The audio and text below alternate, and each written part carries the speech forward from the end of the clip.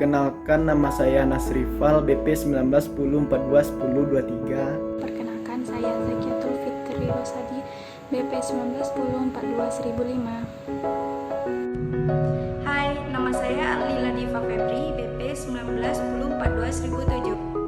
Hai, perkenalkan, nama saya Kamelia Putri M. Nur, BP 1910421021. Hai, nama saya Siti Zahra Indolana, BP 1910421031.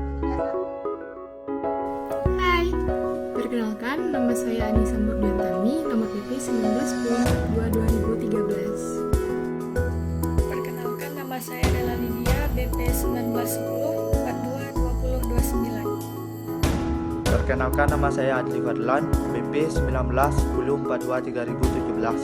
Warahmatullahi wabarakatuh. Jadi di sini saya akan membuat video tentang pengoleksian untuk herbarium. Jadi untuk pengoleksian herbarium itu ada dua cara, yaitu collecting dan pressing. Jadi untuk teknik yang pertama ini, collecting atau pengoleksian tanaman, yang perlu kita persiapkan adalah alat dan bahan pertamanya. Alat dan bahannya itu ada gunting tanaman, penggaris sebagai ukuran, kemudian ada pisau, bisa juga menggunakan pisau, alat tulis, trash bag, dan label atau mounting. Jadi nanti kita akan memilih tanaman yang sesuai, yang representatif untuk kita jadikan spesimen. Untuk melakukan collecting ada 3 hal yang perlu kita perhatikan. Yang pertama itu tanggal kita melakukan pengkoleksian. Yang kedua, lokasi di mana tempat kita akan melakukan pengoleksian tumbuhan. Dan yang ketiga, habitat dari tumbuhan yang akan kita koleksi.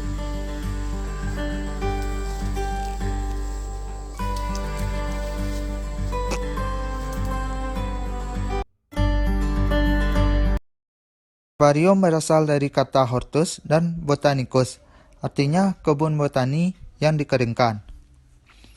Secara sederhana, yang dimaksud herbarium adalah koleksi spesimen yang telah dikeringkan. Biasanya disusun berdasarkan sistem klasifikasi. Fungsi herbarium secara umum antara lain, yang pertama yaitu sebagai pusat referensi, merupakan sumber utama untuk identifikasi tumbuhan bagi para ahli taksonomi, ekologi, petugas yang menangani jenis tumbuhan langka pecinta alam, dan para petugas yang bergerak dalam konservasi alam.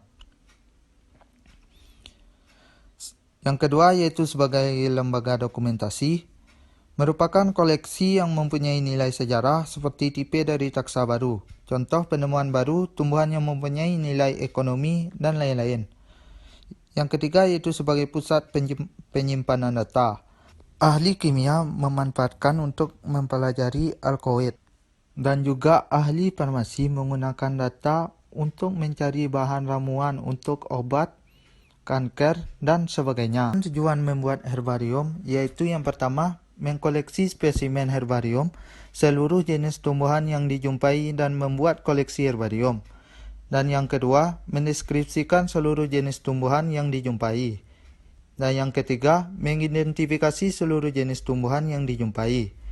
Yang keempat yaitu menyusun kunci identifikasi seluruh jenis tumbuhan yang dijumpai. Manfaat herbarium.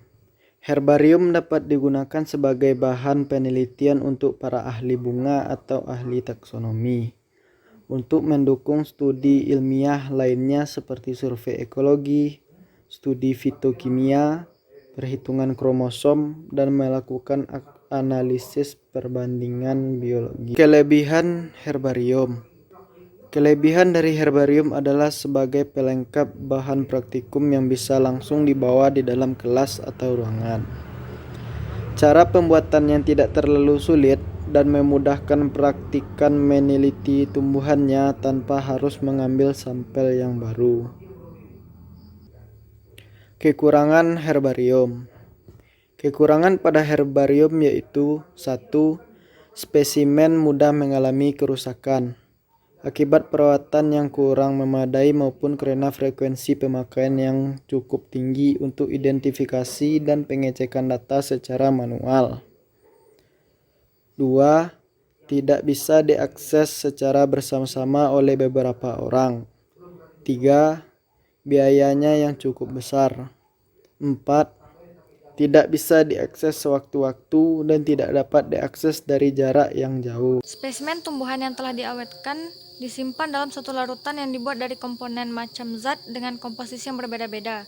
Contoh pengawetan pada spesimen buah atau bunga yang memiliki bentuk yang tebal dan tidak memungkinkan dilakukan dengan pengawetan dengan cara koleksi kering.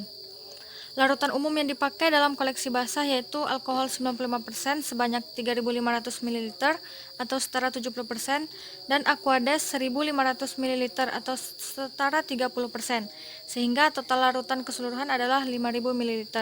Atau larutan terdiri dari alkohol 95% sebanyak 3.100 ml atau 62%, Aquades 1.050 ml atau 33%, dan gliserin 250 ml atau 5%. Sehingga spesimen yang diawetkan kemudian dimasukkan ke dalam toples kaca.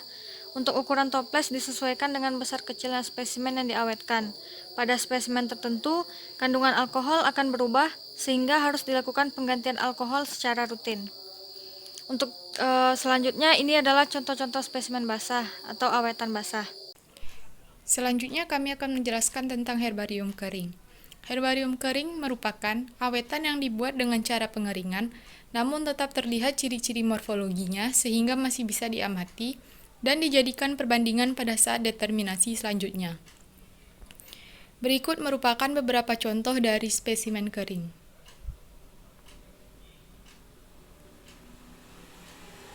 Pengenalan karakter tumbuhan. Landasan awal dalam membuat spesimen herbarium yang patut diketahui adalah mengetahui bagian dari tumbuhan maupun tanaman yang akan dikoleksi. Ada banyak bentuk dan habit dari tumbuhan yang dijumpai setiap hari. Masing-masing habit memiliki tata cara dan teknik koleksi tersendiri sehingga dalam proses determinasinya memudahkan semua orang yang melihatnya untuk mengetahui karakter penting dari tumbuhan tersebut. Secara umum, bagian-bagian tumbuhan yang dikenai adalah berupa yang pertama akar, yang terdiri dari akar tunggang, akar serabut, dan berbagai macam modifikasi akar lainnya seperti akar udara, banir, dan akar nafas. Selanjutnya itu batang, yang memiliki berbagai bentuk seperti bulat, segitiga, segi empat, dan berbagai modifikasi berupa rimpang, stolon, umbi, serta duri.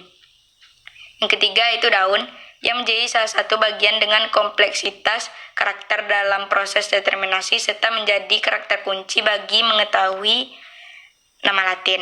Beberapa karakter penting dari bagian ini antara lain yang pertama, daun tunggal yang terdiri dari pelepah, contohnya pada pisang, tangkai, dan lembaran.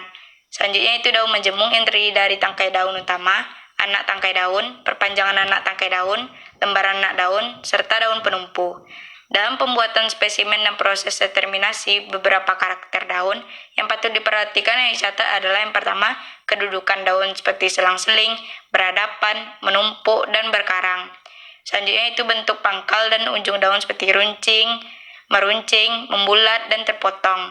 Dan yang ketiga itu bentuk pucuk seperti tanpa pembungkus atau ada pembungkus atau stipula. Seperti yang kita lihat yaitu pada gambar ini, adanya berbagai bentuk stipula yang dapat menjadi karakter penting dalam mengetahui nama Latin suatu spesies tumbuhan. D. Bentuk dan posisi stipula berupa tudung di pucuk, bumbung di pucuk, pelana, serta jarum pada pangkal tangkai daun. E. Organ tambahan seperti sulur, kantong, serta duri. F. Berbulu atau tidak pada bagian-bagian daun. G. Warna pada pucuk, stipula, lembaran daun terutama warna belakang dan warna bulu. Dan yang terakhir yaitu jumlah anak daun pada daun majemuk pada perpanjangan anak tangkai daun. Bagian penting selanjutnya harus kita ketahui yaitu bunga, yang menjadi bagian terpenting dalam proses determinasi, karena memiliki karakter lebih komplit dibanding bagian lainnya. Beberapa bagian bunga yang perlu diketahui itu yang pertama, kedudukan bunga pada batang berupa bunga yang tumbuh di ujung batang atau pucuk dan bunga di ketiak daun atau dekat ruas. Yang kedua yaitu keberadaan dan bentuk organ pokok bunga yang terdiri dari tangkai, dasar, perhiasan yaitu kelopak dan mahkota, alat kelamin jantan yaitu tangkai, kepala dan serbuk sari, alat kelamin betina yaitu kepala dan tangkai putik serta ovari, sehingga dapat diketahui bunga tersebut bunga berkelamin tunggalkah atau bunga banci dan bunga berumah satukah atau berumah dua. Yang ketiga itu struktur bunga berupa bunga tunggal yang bagian-bagiannya seperti pada poin B tadi, dan bunga majemuk yang terdiri dari tangkai, daun pelindung bunga, anak tangkai bunga, anak daun pelindung bunga, dan bunga, serta beberapa organ lainnya seperti daun pembalut, seludang, dan kelopak tambahan. Bagian D adalah warna bagian-bagian bunga, khususnya perhiasan bunga dan bau bunga. Pada gambar di sini dapat diketahui yaitu struktur bunga majemuk yang perlu diperhatikan dalam melakukan pembuatan spesimen di lapangan, yaitu yang ditunjuk pada bagian A adalah tangkai bunga majemuk, bagian B ada daun pelindung atau disebut dengan braktea, bagian C ada tangkai bunga, yang bagian D ada bunga atau disebut dengan floss, dan yang terakhir itu daun pelindung bunga atau brakteoli. Bagian tanaman yang harus kita ketahui selanjutnya itu buah. Buah menjadi salah satu bagian tanaman yang juga dapat membantu proses determinasi pada spesimen tumbuhan yang akan dikoleksi. Beberapa karakter buah yang patut diperhatikan dan dicatat selama proses koleksi di lapangan ada yang pertama, organ pada buah berupa tangkai buah, ada atau tidaknya daun pelindung, ada atau tidaknya kelopak, dan ada atau tidaknya kepala putih seperti pada manggis. Yang kedua itu bentuk dan tipe buah seperti buah keras, buah berkendaga 3, buah kotak sejati atau kapsul, buah batu majemuk, serta buah batu. Yang ketiga itu warna buah termasuk warna biji dan bulu. Selain karakter dari bagian tumbuhan di atas, beberapa hal yang kemungkinan hilang setelah menjadi spesimen herbarium perlu dicatat pada saat koleksi di lapangan, yaitu berupa yang pertama habit seperti herba, pohon, anakan, semak, perdu, memanjat, menjalar, dan merambat. Yang kedua yaitu warna kecuali hijau. Yang ketiga itu getah, baik warna maupun kekentalan. Pada gambar di sini dapat diketahui karakter, warna, dan getah dapat menjadi salah satu karakter penting yang harus dicatat selama proses koleksi di lapangan. Seperti karakter warna buah pada rotan, yaitu gambar bagian kiri, dan warna pada Hibiscus rosa sinensis pada bagian kanan, yaitu warna kepala sari. Cara kerja pembuatan spesimen. 1. Proses koleksi di lapangan. Pada saat melakukan kegiatan pengambilan spesimen di lapangan, peralatan dan bahan yang dibutuhkan adalah sebagai berikut. Parang, label lapangan ukuran 2x3 cm, pensil, kamera, karung plastik, gunting tanaman, karet gelang, plastik berukuran 2 kg dan 5 kg, GPS, buku catatan lapangan. Cara kerja. Rentang ukuran sampel adalah 39 x 29 cm, kecuali habitat tertentu. Lakukan pengambilan titik koordinasi dengan GPS dan foto menggunakan kamera, di mana nomor atau nama pada kedua alat tersebut dicatat sebaris dengan nomor label lapangan di akhir proses koleksi ini. Pada tumbuhan berhabitat herba dan semak dapat dilakukan dua cara, yaitu lakukan pengambilan sampel dengan mencabut individu yang dikoleksi. Kemudian, bagi tumbuhan yang berukuran lebih dari 1 meter seperti pisang dan jahe, lakukan pemotongan dengan gunting tanaman hingga menjadi 3 bagian dengan rentang ukuran 39 x 29 cm, yaitu pada bagian ujung, tengah, dan pangkal. Kemudian pada tumbuhan berhabitat pohon dapat dilakukan dua cara. Lakukan pengambilan sampel menggunakan gunting tanaman dengan memotong bagian ujung ranting yang memiliki bunga atau buah dalam rentang ukuran 39 x 29 cm. Kedua, bagian tumbuhan yang bunga dan buah berada di batang atau cabang yang besar seperti nangka, lakukan penyayatan kulit luar batang dengan parang dan bagian pangkal bunga atau buah. Sedangkan pada tumbuhan berhabitat memanjat, menjalar, melambat, dan berdaun majemuk berukuran lebih dari 1 meter, dapat dilakukan pertama, untuk tumbuhan dikotil dilakukan pengambilan sampel seperti pada tumbuhan berhabitat pohon. Kedua, untuk tumbuhan monokotil seperti rotan dan pandan, lakukan pemotongan menggunakan gunting tanaman dengan rentang ukuran 39 x 29 cm pada bagian pucuk dan bagian tengah yang berdaun. 3. Bila daun berukuran lebih dari 1 meter, lakukan pemotongan menjadi 3 bagian, yaitu ujung, tengah, dan bagian batang tepat menempelnya pangkal daun. Pengambilan sampel diusahakan 3 rangkap untuk masing-masing spesimen yang sama. Lakukan pengikatan ketiga rangkap sampel menggunakan karet gelang. Lakukan pemberian nomor koleksi pada label lapangan yang ditulis dengan menggunakan pensil dan digantung pada sampel yang sudah terikat. Bila sampel yang didapatkan sedang berbunga atau berbuah atau memiliki bagian yang memungkinkan gugur dalam perjalanan, Masukkan sampel ke dalam plastik 2 kilo atau 5 kilo. Bila bagian bunga, buah, atau kulit batang terpisah dari ikatan ranting, lakukan penyimpanan pada plastik yang sudah diisi dengan label lapangan yang sudah ditulis dengan nomor koleksi yang sama.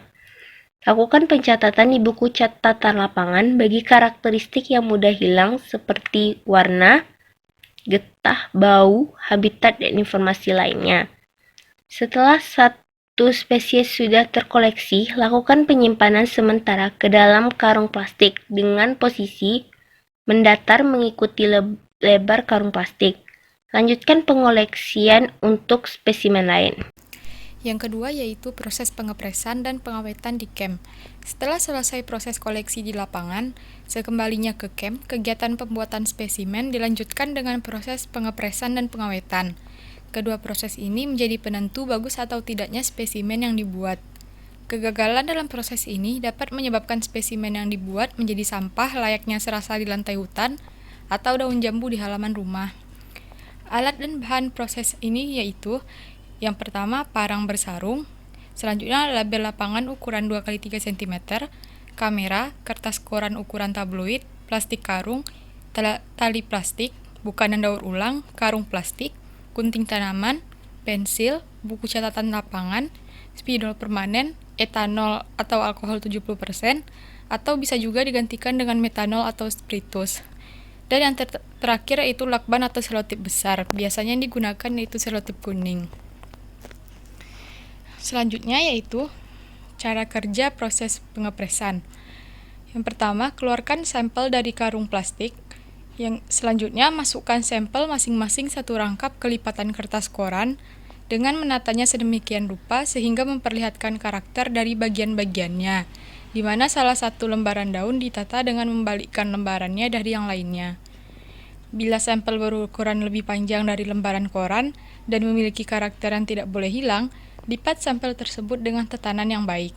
Bila sampel yang berukuran lebih panjang tersebut tidak memiliki karakter penting, potong pada bagian ke arah bagian yang sudah terpotong sebelumnya. Selanjutnya, bila sampel dari tumbuhan di herba atau monokotil seperti pakis besar dan jahe-jahean atau Zingiberaceae, lakukan pembelahan pada bagian batang dan akar yang tebal, dan diletakkan pada koran yang sama atau diberi label lapangan dengan nomor yang sama. Untuk sampel bunga yang bagian-bagiannya telah gugur, buatkan amplop dari koran sebagai pembungkus yang bertuliskan nomor koleksinya pada amplop dengan spidol permanen dan ditaruh bersama sampel rantingnya pada koran yang sama. Untuk sampel buah, lakukan pembelahan dengan parang baik posisi melintang maupun posisi membujur untuk melihat karakter biji atau bagian di dalamnya. Bila memungkinkan, untuk bagian tertentu seperti bunga atau buah, lakukan pengawetan basah dengan menyimpannya ke dalam botol yang sudah berisi etanol. Dengan nomor yang sesuai bila label diganti karena rusak. Dengan label lapangan pada proses koleksi pada masing-masing sampel yang sudah di dalam koran. Kemudian selama proses penataan sampel pada koran, lakukan pengamatan ulang bila dibutuhkan terhadap sampel dan catat hasil pengamatan tersebut. Serta lakukan pengambilan gambar dengan kamera kembali. Lalu lakukan pengikatan sekuat-kuatnya dengan tali rafia dengan mengepres atau menekan tumpukan koran tersebut. Kemudian yang terakhir, lanjutkan pengepresan dan pengikatan pada sampel lainnya. Dan adapun cara kerja proses pengawetan yaitu pertama-tama setelah semua sampel diikat dan dipres, masukkan 1 atau 2 ikat sampel tersebut ke dalam plastik karung dengan posisi bagian terpanjang sejajar atau mendatar dengan bagian lebar plastik karung. Lalu siram sampel dalam plastik karung dengan pengawet etanol atau metanol dengan mengayun wadah pengawet sepanjang lebar plastik karung dengan asumsi sampel sudah dibasahi oleh pengawet secara menyeluruh. Lalu bila ada genangan pengawet dalam plastik karung, tutup plastik dan distribusikan genangan pengawet ke sampel dengan mengayun atau mengguncang-guncang bungkusan tersebut. Kemudian bila pengawet sudah terlihat secara merata pada sampel, tutup plastik karung sedemikian rupa sehingga menjadi rapi dengan lakban sambil menekan bungkusan sampel kedap udara serta liriskan lakban agar dapat menutupi bungkusan yang bocor. Kemudian susun spesimen yang sudah dibungkus plastik karung ke dalam karung plastik untuk transportasi ke herbarium atau laboratorium. Yang ketiga yaitu ada proses pengeringan di herbarium atau laboratorium. Proses pengeringan ini sebaiknya dilakukan sekitar 48 jam sampai melalui pengawetan. Bila proses pengawetan dilakukan dengan benar, setiap udara dan plastik bungkusnya tidak ada yang bocor, sampel tersebut dapat disimpan hingga beberapa bulan. Alat dan bahannya yaitu label lapangan ukuran 2x3 cm, kamera, kertas ukuran tabloid yaitu kertas koran, tali plastik bukan daur ulang, oven, lampu pijar atau oven listrik, pensil, buku catatan lapangan, spidol permanen, dan potongan kardus ukuran 40x30 cm. Adapun cara kerja proses pengeringannya yaitu keluarkan sampel dari karung plastik dan plastik karung, kemudian susunlah koran yang berisi sampel secara bergantian dengan karton kardus di mana sebagai alas dan paling atasnya adalah karton kardus hingga setinggi kira-kira 30-40 cm. Dalam penyusunan tersebut, cek kembali tatanan sampel. Bila tatanan sampel acak-acakan, tata ulang sampel sebaik mungkin. Lalu, lakukan pengikatan sekuat-kuatnya dengan tali rafia dengan mengepres atau menekan tumpukan kardus dan koran tersebut. Kemudian, masukkan ikatan-ikatan sampel tersebut ke dalam oven dengan suhu 50-60 derajat Celcius selama 48 jam. Bila menggunakan oven lampu yang posisi lampunya hanya berada di bawah, putar balik sampel setelah 24 jam. Herbarium atau di laboratorium. Proses mounting atau penempelan spesimen biasanya dilakukan dengan menjahit spesimen pada bagian-bagian tertentu. Beberapa herbarium ada juga menempelkan spesimen dengan lakban non-asid. Proses ini merupakan tahap akhir sebelum spesimen disimpan di dalam lemari spesimen. Alat dan bahan yang digunakan yaitu karton tix atau kertas spesimen ukuran 39x29 cm, benang jagung, pensil, pena, karet penghapus, lem bebas asam seperti lem Fox, label map herbarium, jarum jahit besar, label herbarium, buku catatan lapangan, kertas sampul spesimen seperti karton manila ukuran 40x30 cm. Selanjutnya, cara kerja proses mounting. Setelah sampel melewati proses pengeringan selama 48 jam, keluarkan sampel dari oven dan cek sampel yang belum kering untuk di oven ulang. Biasanya sampel dari tumbuhan herba dan tebal termasuk juga buah dari beberapa spesies tertentu. Selama proses pengeringan berjalan, lakukan pembuatan label herbarium dan label map herbarium serta siapkan peralatan dan bahan untuk pemountingan. Selanjutnya, pindahkan informasi lapangan dari buku catatan ke label herbarium sesuai dengan poin-poin pada format label herbarium tersebut. Sambil mengecek sampel tersebut, lakukan penyusunan sampel berdasarkan nomor urut koleksi, biasanya juga berdasarkan abjad famili yang telah diketahui familinya. Selain itu, pisahkan satu rangkap sampel yang dianggap bagus dan baik, yaitu berbunga ataupun berbuah, termasuk bunga atau buah yang terpisah dari nomor koleksi yang berbeda untuk dimonting. Lakukan pemontingan di atas karton tix yang sudah ditempeli oleh label herbarium. Bagi sampel berukuran besar yang terdiri dari banyak bagian terpisah, untuk satu rangkap seperti sampel jajahan, lakukan pemontingan untuk semua bagian dengan memberikan keterangan mengenai bagian tersebut, misalnya pada bagian ujung atau bagian tengah ataupun bagian pangkal, pada poin keterangan di label herbarium. Bagian bunga atau maupun bunga yang lepas masukkan ke dalam amplop yang dibuat sesuai ukurannya dan ditempelkan ke tempat yang kosong pada karton tix. Setelah pemontingan selesai, masukkan sampel ke dalam map herbarium yang sudah ditempeli label map herbarium sesuai dengan nama famili. Terakhir, lakukan penyimpanan sampel di dalam lemari herbarium. Contoh labelnya itu pada gambar 14, di mana contoh label map herbarium di sebelah kiri dan label herbarium di sebelah kanan yang digunakan di herbarium Andalas. Perawatan spesimen herbarium. Spesimen herbarium yang sudah disimpan sebaiknya juga dilakukan perawatan agar tidak rusak. Biasanya setelah disimpan beberapa lama, spesimen akan dikunjungi oleh beberapa spesies serangga kecil apalagi bila tidak kering pada saat pengeringan. Setelah itu, kondisi ruangan penyimpanan yang lembab juga bisa menumbuhkan beberapa spesies jamur pada spesimen. Bagi mempertahankan spesimen-spesimen tersebut, perlu dilakukan berbagai perlakuan dan perawatan, yaitu sebagai berikut. Pertama, ruang penyimpanan sebaiknya dilakukan di ruangan yang khusus dan tertutup rapat serta menggunakan air conditioner. Kedua, spesimen hanya boleh diakses oleh orang yang memiliki kepentingan dengan spesimen tersebut. Ketiga, lakukan pemfreezeran spesimen selama 48 jam sebanyak 1 kali dalam 1 tahun. Keempat, simpan spesimen tipe pada lemari atau ruangan tersendiri.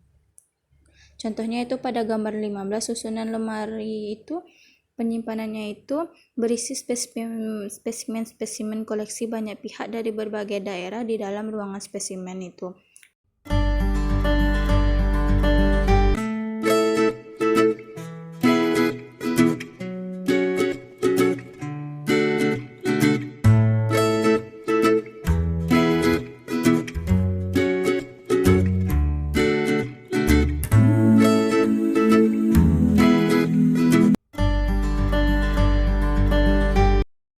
Baiklah, saya akan memperagakan cara pembuatan spesimen kering.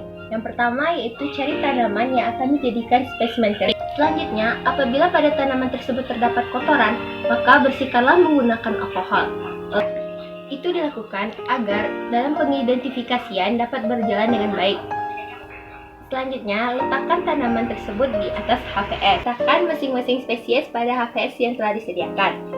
Pada peletakannya, usahakan semua organ pada tumbuhan tersebut dapat terlihat dengan jelas. Pada posisi peletakan daunnya, yang pertama yaitu permukaan atas daunnya dan yang daun berikutnya yaitu permukaan bawahnya. Setelah itu ditutup lagi dengan HVS. Setelah seperti ini, kita taruh benda yang agak beratnya pada bunga. Usahakan nampak semua organ di dalam bunga tersebut. Pada bunga itu dapat dibelah agar nampak. Nah, diletakkan seperti ini, mungkin daunnya, dan ditutup kembali dengan HVS. Spesies yang telah dihimpit dengan HVS tadi kemudian dimasukkan ke dalam koran. Lalu korannya ditutup dengan rapat. Setelah menjadi bentuk seperti ini, lalu diberikan alkohol 70% agar tanaman menjadi awet. Setelah itu masukkan ke dalam plastik bening, tutup dengan rapat, jangan sampai ada celah udara sedikit pun. Setelah di oven, jangan lupa setelah di oven, spesies itu akan menjadi kering. Kemudian jahitkan spesies itu pada kertas mounting. Setelah itu beri label nama pada kertas mounting tersebut. Sekianlah cara singkatnya. Terima kasih.